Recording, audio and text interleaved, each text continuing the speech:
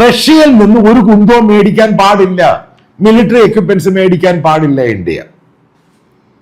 ഇത് താക്കീതായത്. അതായത് ഇന്ത്യ എന്ന് പറഞ്ഞ പരമാധികാരമുള്ള ഒരു രാജ്യത്തെ ഇത്രയും നാളും അമേരിക്കയുടെ ഒരു പ്രസിഡന്റ് ഇതേപോലെ താക്കീത് ചെയ്തിട്ടില്ല.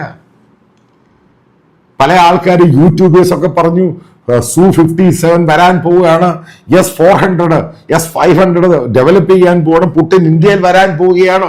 ഒരു പുല്ലും നടക്കാൻ പോകുന്നില്ല. ഇതിനെ എതിർക്കാൻ മോദിക്കും കൂട്ടർക്കും ധൈര്യമുണ്ട്? ധൈര്യമില്ല.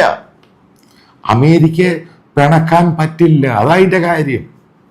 അമേരിക്കയെ പിണക്കുവാണെങ്കിൽ അമേരിക്ക മറ്റുള്ള രാജ്യങ്ങളെ വെച്ച് ഇന്ത്യയുടെ മേളിൽ തലകേറും ഉറപ്പായിട്ടും. കാരണം അമേരിക്കയുടെ കഴുത്തിന്റെ ഇടയിൽ കൊണ്ടെത്തി ഇന്ത്യയുടെ തലവെച്ച് കൊടുത്തേക്കുക, അതതിന്റെ കാര്യം. ഗ്ലോബലായിട്ട് ഇന്ത്യയുടെ പൊളിറ്റിക്കലായിട്ടുള്ള സർവകക്ഷി സംഭവം പോയി.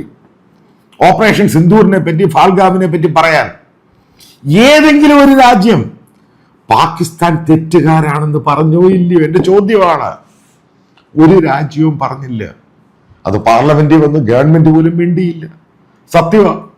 ഏകദേശം 44 രാജ്യങ്ങളിൽ പോയി. ഒരു രാജ്യവും പാകിസ്ഥാനെ കുറ്റപ്പെടുത്തിയില്ല. കാരണം അമേരിക്ക, ഈ പറയുന്ന രാജ്യങ്ങളൊക്കെ അമേരിക്ക പറയുന്നതേ കേൾക്കത്തുള്ളൂ.